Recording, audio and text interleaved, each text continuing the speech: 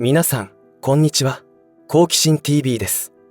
今回の動画では、1942年に起きた連合国艦隊との激しい戦闘の中、自らが沈めたイギリス艦の乗組員を危険を顧みず救助したという戦後になってから判明したエピソードをお伝えしたいと思います。敵国とはいえ、同じ人間であり、お互い国家のために戦っているということで相手を尊敬するという、まさに武士道を地で言った行為で、日本人として誇りに思う出来事だと思います。まずは、工藤俊作海軍中佐の生い立ちについて紹介します。工藤は、山形県東置賜郡八代村、現在の高畑町大字竹森で、農家の工藤七郎兵衛、妻金の次男として1901年、明治34年、1月7日に生まれました。工藤は、身長185センチメートル、体重95キログラムといった当時としては珍しく堂々とした体格で柔道の有段者でもありましたが、性格はおおらかで温和であったことから、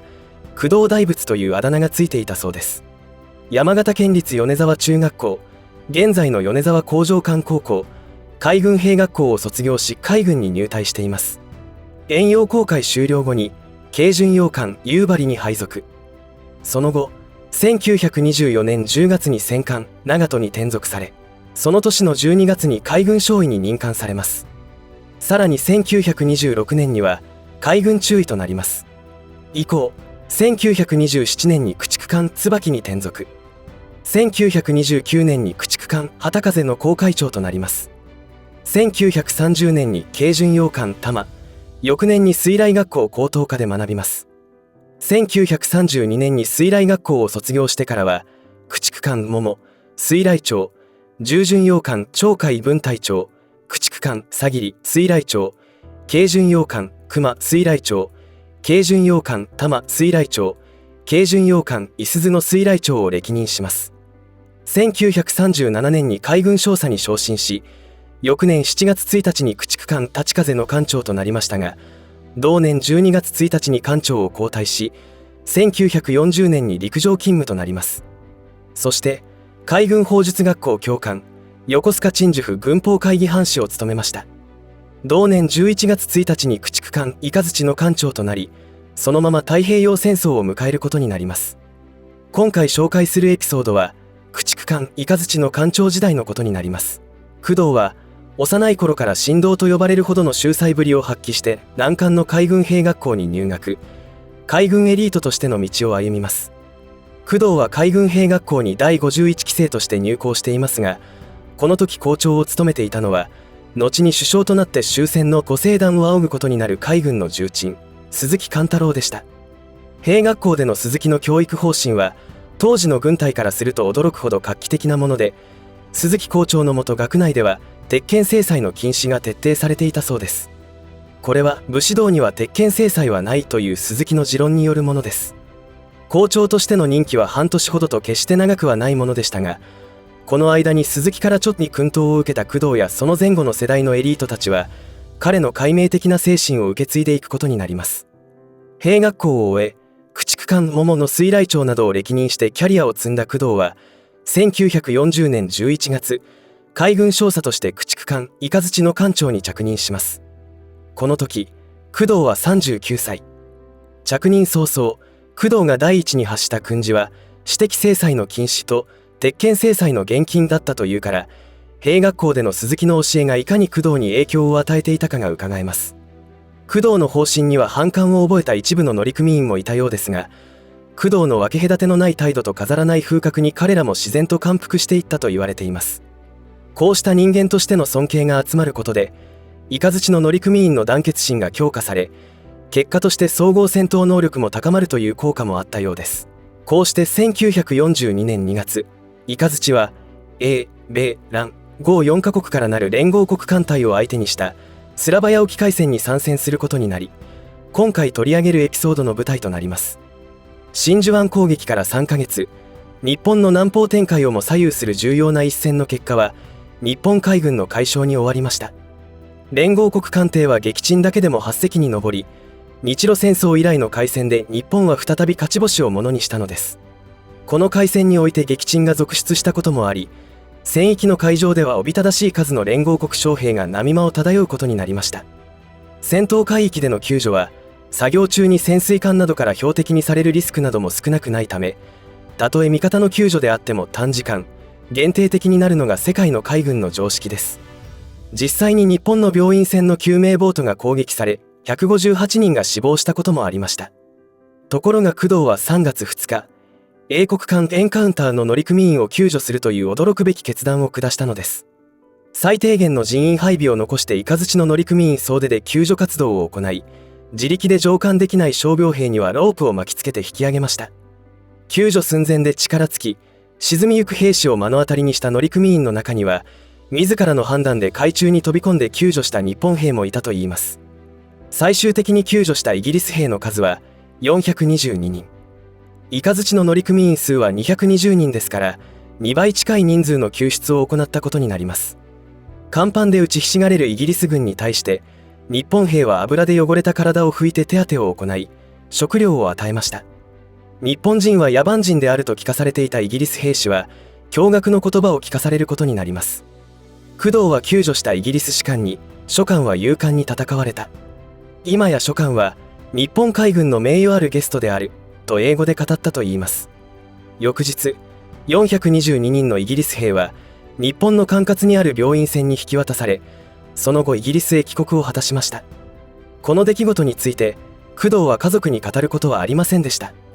工藤が艦長の任を終えた後にイカズチが撃沈され、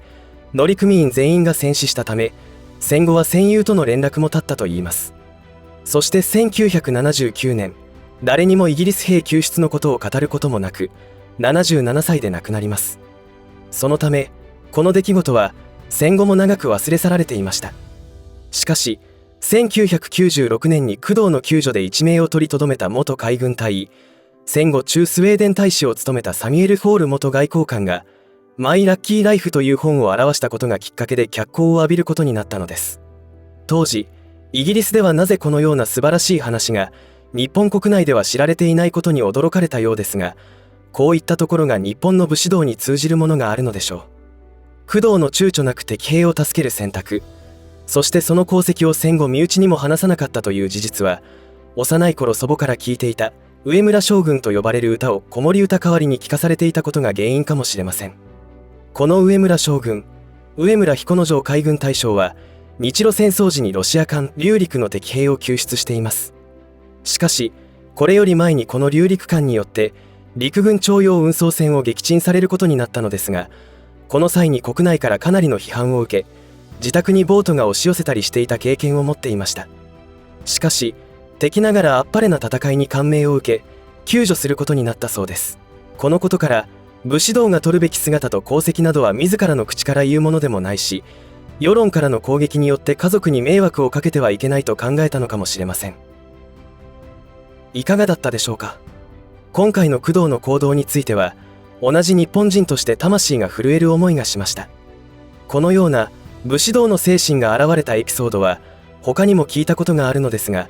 その度に当時の日本人というのは人としての哲学というか気概を持った人が多かったのだなと思います。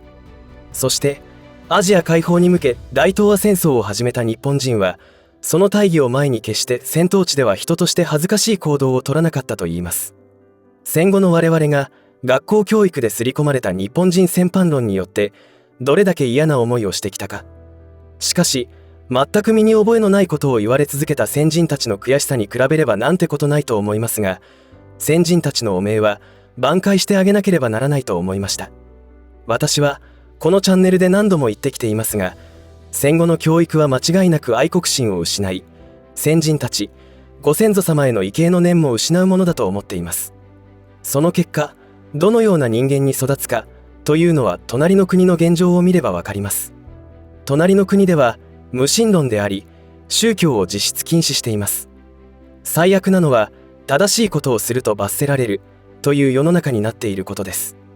こんな例があります。コンビニらしき店内にある防犯カメラはレジ周辺を映しており、従業員がお客の会計をしている時にその後ろで老人が急に倒れたのです。ところが店の従業員もレジに並んでいるお客も、そして入店してきた人も視線を向けはしますが、誰一人助けようとしないのです。このような状況はどうして起きるのかというと、善意で助けると助けた方が罪に問われるからです。一瞬頭の中が混乱してしまいますが、結局こういう理屈です。その人を助けたということは自分が何か悪いことをしたからだろうと言われ、実際警察に捕まるし、助けられた人も責任をなすりつけ損害賠償を請求、裁判でも助けた方が敗訴するという世の中になっているのです。だから目の前で人が倒れていても助けないのです。これはおかしい教育の結果です。現在の日本も程度の差こそありますが、限りなくそちらの方向に向かっています。卒業式といえば定番の蛍の光という歌が恩師からの押し付けだとかいうクレームがついているとか、